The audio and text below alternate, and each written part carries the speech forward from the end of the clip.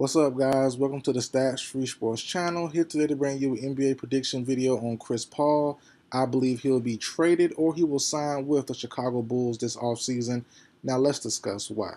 Before we get started, Chicago Bulls fans, NBA community, I already know the Chicago Bulls are tight on cap. I already know this is a long shot at best. I already know the Bulls will not pay the luxury tax to bring in Paul on a nice contract. They've only paid the luxury tax, I think, one time in the historic franchise.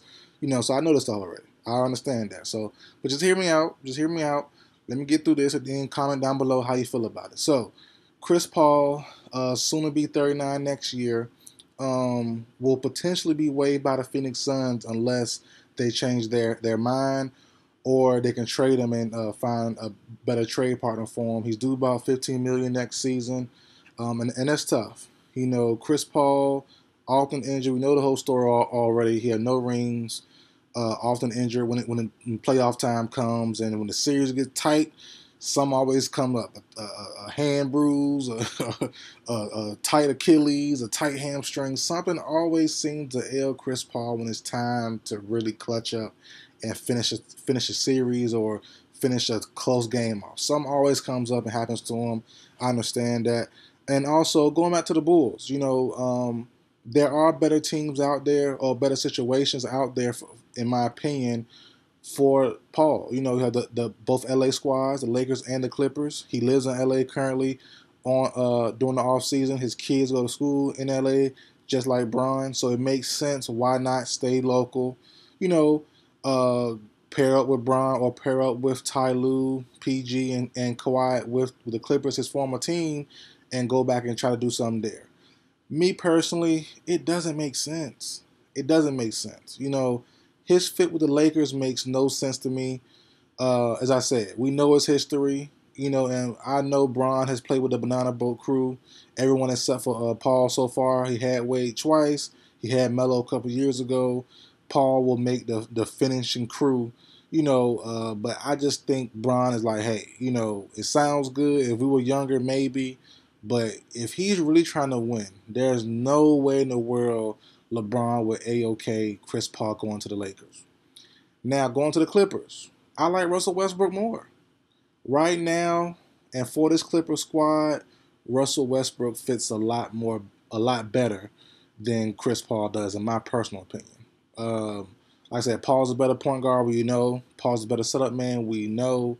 But I just like the way Russ looked with the team last year.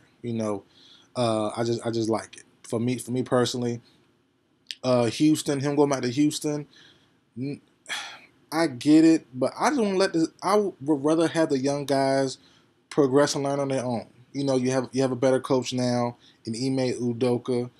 You have KPJ, you have Jalen Green. I'm not opposed to Paul, but if Paul wants to win, he's definitely not going to go there.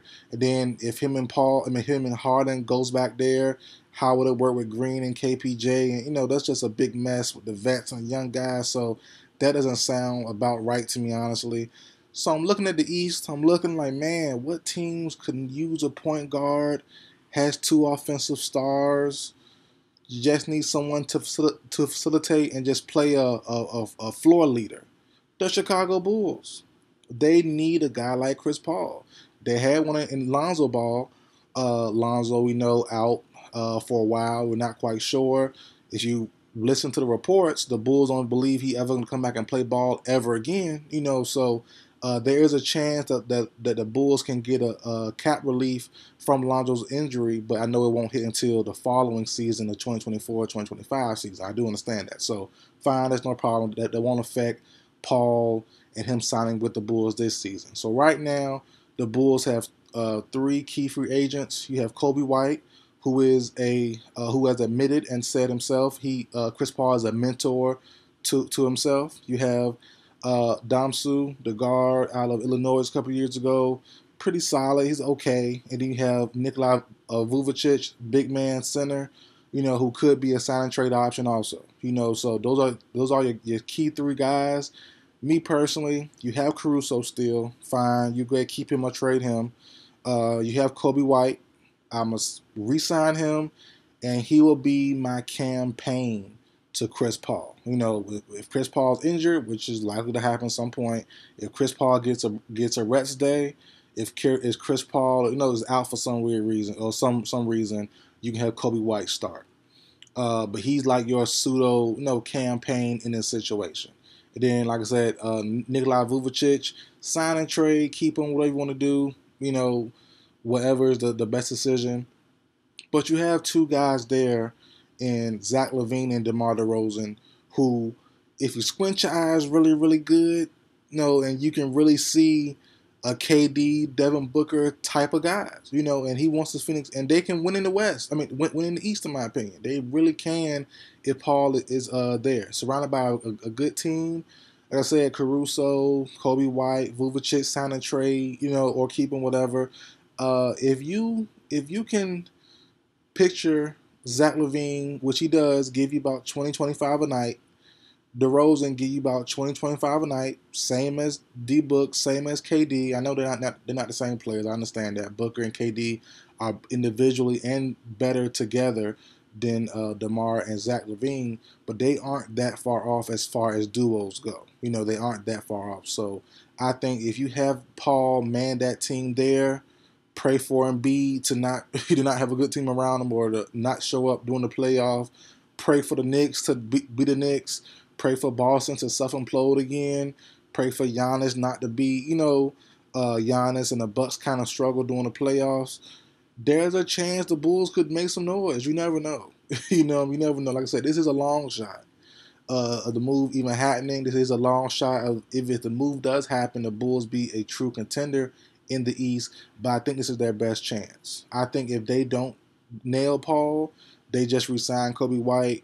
I'm pretty sure Zach LaVine and or DeMar DeRozan will be gone by the NBA trade deadline for the next upcoming season. And me personally, if this move doesn't happen, I already have a thumbnail already drawn up. I have it already set up. I have DeMar DeRozan going to the Los Angeles Lakers via trade this season. This off season.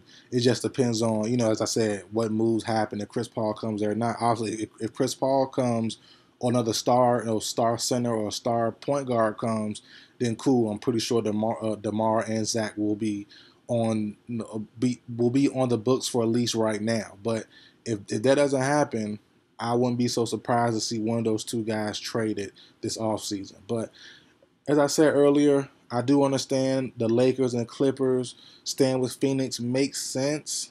They are better teams, but the East can be had. We've seen this year. If you have a good team, if you have some grit in you, which Chris Paul had that dog in him, and you can, if he can turn around the Bulls and turn around their mindset and make them more aggressive, which he can do, setting these guys up in better positions to score. Because you saw last year, Zach LaVine being asked to be the playmaker, saw DeMar DeRozan being asked to be the playmaker, to see Pat Beverly be the playmaker.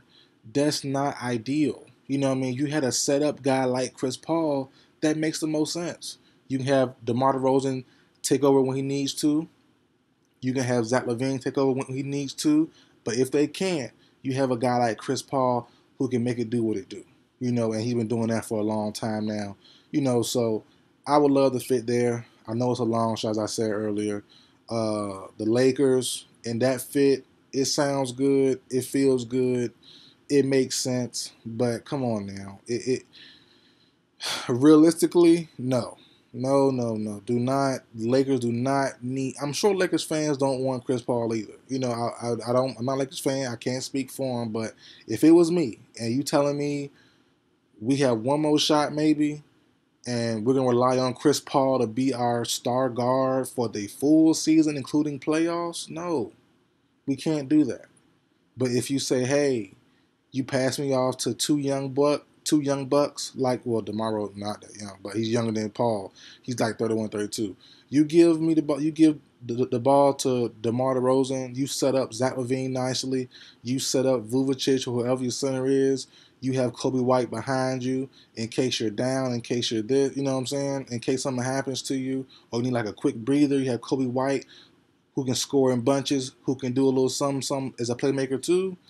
that makes sense to me, you know. But like I said, I do understand the Bulls cap is definitely tight, it's tough, and the GM already said in layman's terms in their final press conference this season, they're not gonna go in luxury tax to make this team better. They're not gonna pay that extra fine, you know, the tax to make them better. So that's the tough part there. So like I said, it's a long shot.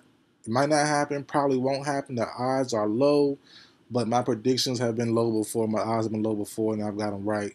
You know, so I got them wrong too. So we'll see what happens. If you're here this far, thanks for hearing me out. If you're not, you missed out. But that's it for video, guys. Like, share, comment, subscribe. I will see you guys next time.